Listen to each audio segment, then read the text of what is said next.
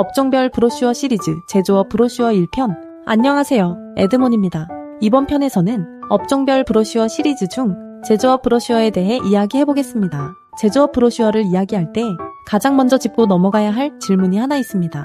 제조업 브로슈어는 왜 대부분 효과가 없을까? 실무 현장에서 보면 제조업 브로슈어는 분명히 잘 만들어진 것처럼 보이는데 정작 영업이나 상담 현장에서는 제대로 활용되지 않는 경우가 많습니다. 사진도 많고 제품도 다양하게 소개되어 있고 공정 설명도 들어가 있는데 막상 이 자료를 들고 고객을 설득하기는 쉽지 않습니다. 그 이유는 단순합니다. 대부분의 제조업 브로슈어가 제품 소개 자료로 만들어지기 때문입니다.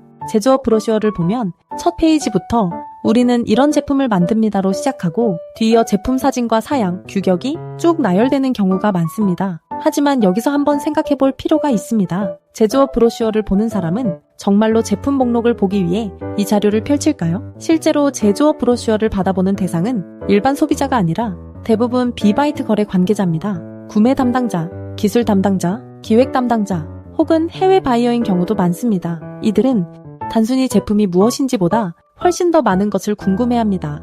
이 회사는 어떤 기준으로 제품을 만드는지, 공정은 안정적인지, 품질 관리는 어떻게 이루어지는지, 장기적으로 거래해도 괜찮은 회사인지, 문제가 생겼을 때 대응할 수 있는 구조를 갖추고 있는지, 즉, 제조업 브로슈어에서 고객이 보고 싶은 것은 제품이 아니라 이의 회사가 어떤 제조 시스템을 가진 곳인가입니다. 그런데도 많은 제조업 브로슈어는 카탈로그처럼 만들어집니다. 제품 사진이 앞에 나오고 사양 설명이 중심이 되고 공정이나 시스템 이야기는 뒤쪽에 간단히 정리되거나 아예 생략되는 경우도 많습니다. 이렇게 되면 브로슈어는 단순한 제품 목록집이 되고 고객의 판단을 돕는 자료로는 기능하기 어렵습니다. 여기서 제조업 브로슈어와 기계산업장비 브로슈어의 차이도 분명히 짚고 넘어가야 합니다. 기계산업장비 브로슈어는 기술과 사양 자체가 구매 판단의 핵심 요소가 되는 경우가 많습니다.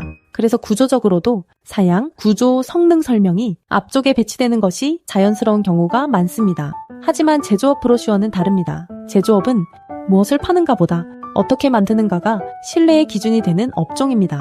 같은 제품을 만들어도 어떤 공정에서 어떤 품질 관리 기준으로 어떤 시스템을 통해 생산되는지가 거래 지속 여부를 결정합니다. 그래서 제조업 브로슈어의 역할은 제품을 나열하는 것이 아니라 이 회사의 제조 역량과 시스템을 이해시키는 데 있습니다. 그런데 많은 기업들이 이 부분을 놓칩니다.